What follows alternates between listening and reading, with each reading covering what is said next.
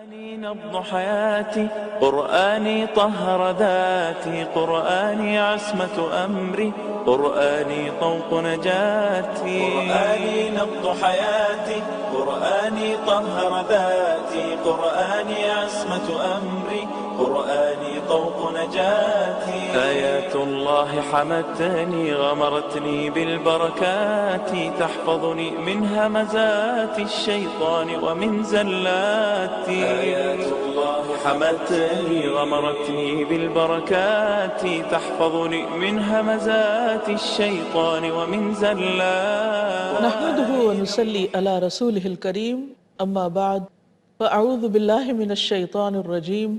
بسم الله الرحمن الرحيم.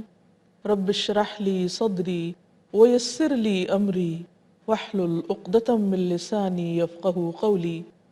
السلام علیکم ورحمۃ اللہ وبرکاتہ۔ مل جل کر رہتے ہوئے انسانوں کے درمیان بہت سے واقعات پیش آتے رہتے ہیں۔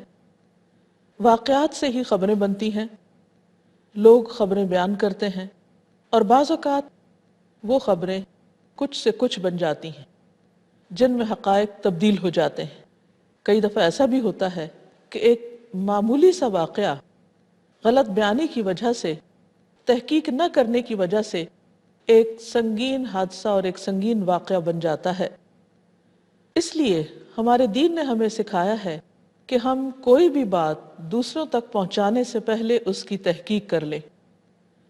قرآن مجید سورۃ الحجرات کی آیت نمبر 6 میں اللہ تعالیٰ فرماتے ہیں، یا ایہا الذین آمنوا ان جاءکم فاسق بنبأ فتبینوا ان تصیبوا قوما بجہالۃ فتصبحوا علی ما فعلتم نادمین۔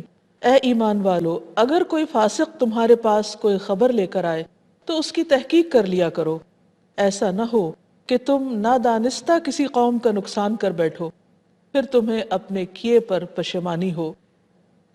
اس سے پتہ یہ چلتا ہے کہ اسلام ہمارے اندر تحقیقی مزاج دیکھنا چاہتا ہے۔ ہمیں لوگوں کے متعلق، ان کے اعمال سے متعلق جلد بازی میں رائے نہیں بنانی چاہیے، خصوصاً کسی بری خبر کے موقع پر۔ ایسا واقعہ جس سے کسی کی بدنامی ہو سکتی ہو، یا ایسا واقعہ جس میں دوسروں کو نقصان پہنچ سکتا ہو، اس معاملے میں مزید تحقیق کی ضرورت ہوتی ہے۔ اس لیے مومن ہمیشہ سمجھداری سے کام لیتا ہے۔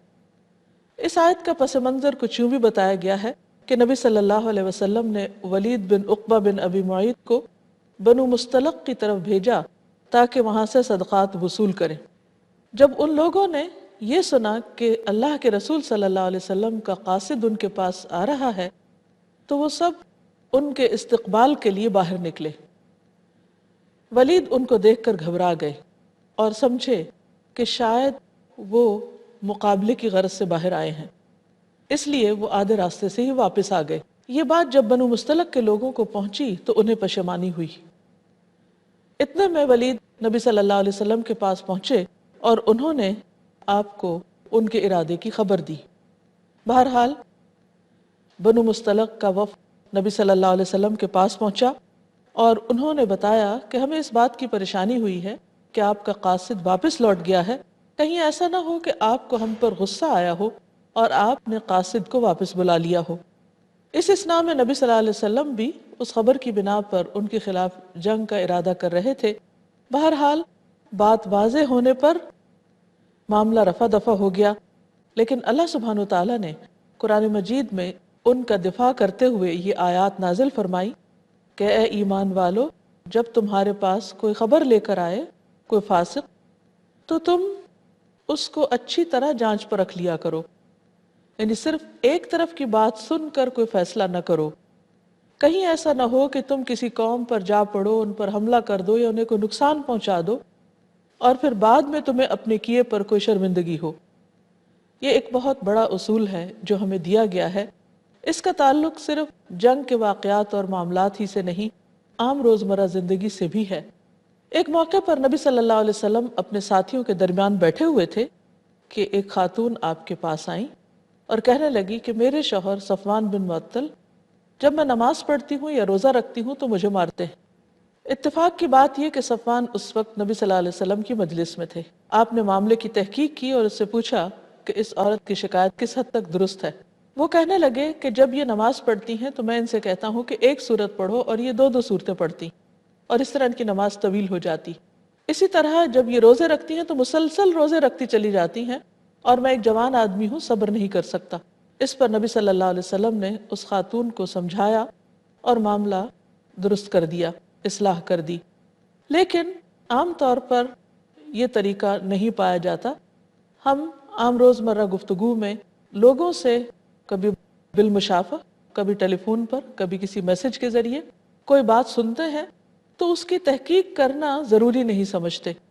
عام حالات میں تو خبر سن کر بعض اوقات ہم اگنور بھی کر دیتے ہیں، لیکن خاص طور پر اگر کوئی شخص اس بات پر کوئی رائے بنانا چاہے یا کوئی فیصلہ کرنا چاہے یا پھر کوئی ایکشن لینا چاہے تو اس کے لیے بے حد ضروری ہے کہ وہ پہلے معاملے کی اچھی طرح تحقیق کرے اور فریق ثانی کا بھی نقطہ نظر ضرور جانے تاکہ انصاف کر سکے۔ یہ قاعدہ گھریلو زندگی کے لیے بھی ہے اور اجتماعی زندگی کے لیے بھی ہے، ورنہ انسان بہت بڑی مشکل میں پڑ سکتا ہے۔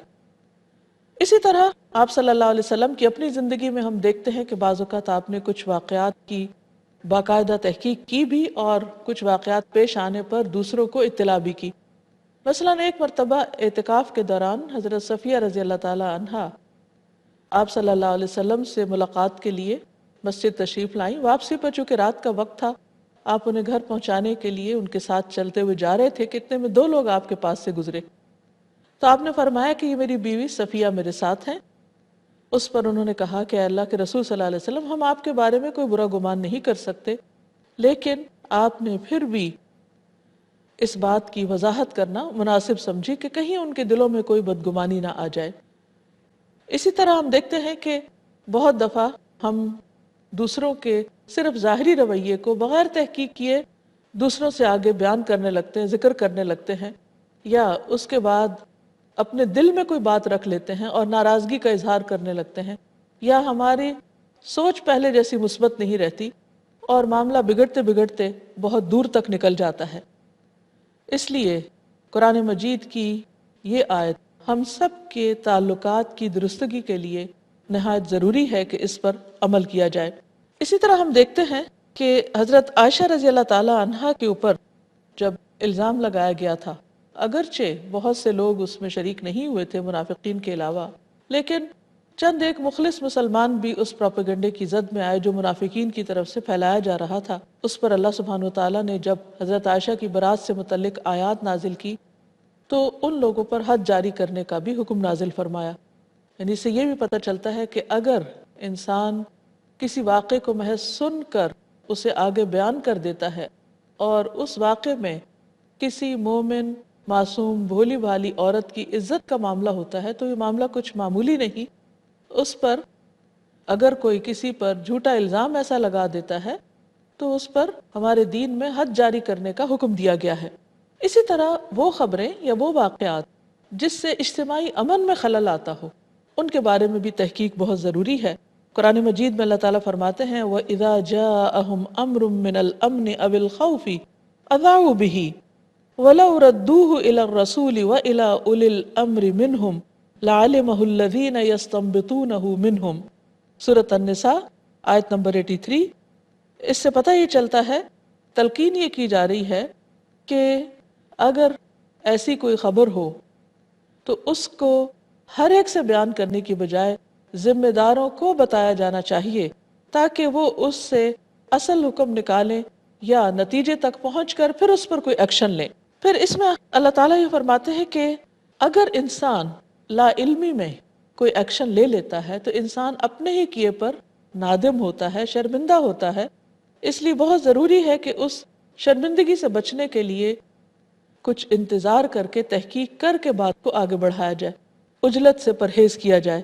نبی صلی اللہ علیہ وسلم نے فرمایا التأنی من اللہ والعجلۃ من الشیطان، جلد بازی نہ کرنا کیونکہ یہ اللہ کی طرف سے ہے۔ یعنی انسان جب ٹھہر کر سمجھ کر کوئی بات کرتا ہے یا معاملہ کرتا ہے تو اس میں اللہ تعالیٰ کی طرف سے ایک تائید انسان کو ملتی ہے، اور جلد بازی شیطان کی طرف سے۔ اس کا کیا مطلب ہے؟ اس کا مطلب یہ ہے کہ شیطان انسان کو جلد بازی میں مبتلا کر کے اسے پھسلاتا ہے اور اس سے غلط کام کروا لیتا ہے۔ اگر تو وہ معاملہ کسی انسان کی صرف اپنی ذات تک کا ہو تو بھی درست نہیں، لیکن اگر ایسی پھسلن ہو کہ جس کے نتیجے میں بہت سے لوگوں کو تکلیف پہنچ سکتی ہو اور انسان بعد میں ایک بڑی شرمندگی کا شکار ہو، تو ضروری ہے کہ انسان اس میں بہت احتیاط کرے۔ نبی صلی اللہ علیہ وسلم نے بلا تحقیق بات پھیلانے سے، آگے پہنچانے سے خاص طور پر منع کیا ہے۔ صحیح مسلم کی حدیث ہے، رسول اللہ صلی اللہ علیہ وسلم نے فرمایا، کفا بالمرء کذبا ان یحدث بکل ما سمع، کہ کسی شخص کے جھوٹا ہونے کے لیے یہی کافی ہے کہ وہ ہر سنی سنائی بات کو آگے بیان کر دے۔ بہت سے لوگ جن کے پاس زندگی کا کوئی مقصد نہیں ہوتا، کرنے کا کوئی کام نہیں ہوتا، اپنی ذات سے بھی بے خبر ہوتے ہیں، آگے بڑھنے کے لیے کچھ محنت نہیں کرتے، تو ان کی دلچسپیوں کا عام طور پر محور لوگ ہوتے ہیں۔ وہ لوگوں کے متعلق تجسس کرتے ہیں، ٹو لگاتے ہیں، ان کے حالات کی خبر لیتے رہتے ہیں۔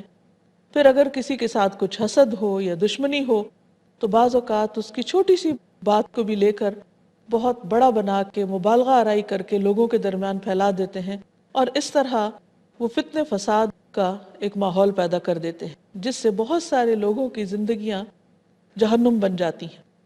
ایسے میں آپ نے فرمایا کہ اگر کوئی شخص ایسا کام کرتا ہے، یعنی صرف سن کے کوئی بات آگے پہنچا دیتا ہے جس سے اس شخص کی عزت کو ڈیمیج ہوتا ہے یا کوئی نقصان پہنچتا ہے، تو اس بات پر توجہ نہیں دینی چاہیے۔ ہو سکتا ہے کہ وہ بالکل غلط بات ہو اور وہ شخص جھوٹا ہو۔ فرمایا ایسا شخص جھوٹا ہی ہوگا کہ جس نے معاملے کی تحقیق نہیں کی، کیونکہ اس سے بہت قریب ہے کہ وہ جھوٹ بولنے والا ہو۔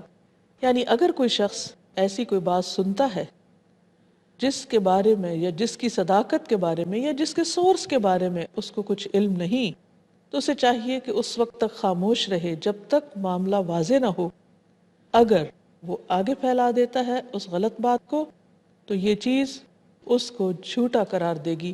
نبی صلی اللہ علیہ وسلم نے معراج کے موقع پر جھوٹے انسان کا، خاص طور پر جو جھوٹی خبروں کو عام کرے، اس کا انجام دیکھا۔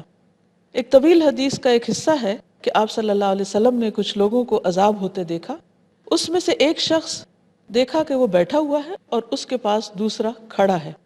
جو کھڑا شخص ہے اس کے ہاتھ میں لوہے کا ایک آنکس ہے جس سے وہ بیٹھنے والے کے جبڑے کو ایک طرف سے چیرتا ہے اور سر کے پیچھے تک چیر دیتا ہے، پھر وہ دوسری طرف ڈالتا ہے اور دوسری طرف کا جبڑا چیر دیتا ہے۔ اس دوران میں پہلا جبڑا ٹھیک ہو جاتا ہے تو وہ پہلے کو چیرتا ہے، جب تک وہ پہلا چیرتا ہے تو دوسرا ٹھیک ہو چکا ہوتا ہے اور پھر وہ دوسرے کو چیرتا ہے، اور اس طرح مسلسل اس کے ساتھ کیا جا رہا ہے۔ نبی صلی اللہ علیہ وسلم نے جب اس شخص کے عذاب کے بارے میں پوچھا کہ اس کو ایسی سزا کیوں دی جا رہی ہے، تو بتایا گیا کہ یہ وہ آدمی تھا جو جھوٹی باتیں بیان کیا کرتا تھا۔ یعنی بعض لوگ محض اب دوسروں کی توجہ حاصل کرنے کے لیے یا دوسروں کا ہر دل عزیز ہونے کے لیے چھوٹی سی بات کے اوپر مزید باتیں اپنی طرف سے ملا کے بڑھا چڑھا کے بیان کرتے ہیں، تو یہ چیز ان کے حق میں سخت نقصان دہ ہو سکتی۔ کہا کہ وہ شخص جھوٹی باتیں بیان کرتا، اس سے وہ جھوٹی باتیں دوسرے لوگ سنتے، یعنی انہیں بھی مزہ آتا۔ بعض اگر لوگوں کو پتہ ہوتا ہے کہ کہنے والا جھوٹ کہہ رہا ہے، لیکن اس کے باوجود کچھ لوگ سماعون للکذب ہوتے ہیں، بہت زیادہ جھوٹ سننے والے، تو جھوٹ سننا پسند کرتے ہیں۔ تو اس طرح اس شخص کی بنائی ہوئی گھڑی